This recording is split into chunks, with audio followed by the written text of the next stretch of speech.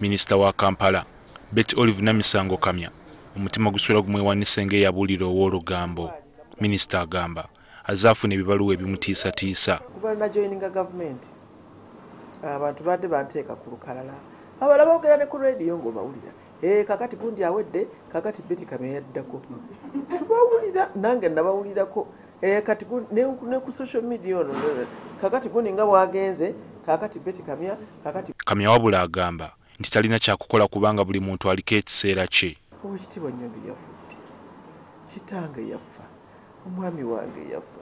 Gamba okufa tekuli awo nti osuleteninga omuntu n'olwekyo agendewa yeziike. Kyokka ono agamba akyusiza mu ntambula ze. Naye era seeteeka mu mbeera nti ntambula ekiro, nti ntambula sirina bukuumi, nina obukuumi.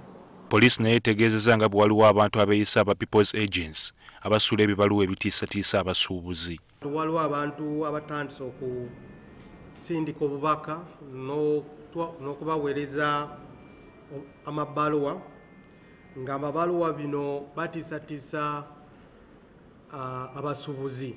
Amyuka omwogezi wa poliisi mu ggwanga, Patrick Onyango, agamba abasuula ebibaluwa bino basaba ensimbi eziri wakati w'emitwalo 3.4 eza $. Ono era asabye abasuubuzi okubeera abagumu.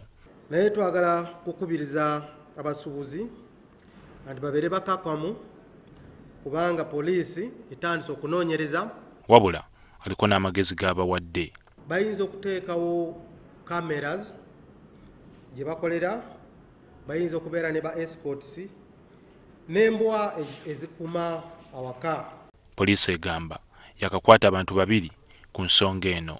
Poliisi etutegeeza nti olunaku olw'enkya egenda kubeera n'olukiiko n'abasuubuzi nga muno mweneetemera empenda ku butya bwe bayinza okusalira ekizibu kino eddagala. John Cliff Wamala, NTV Akawungeezi wano.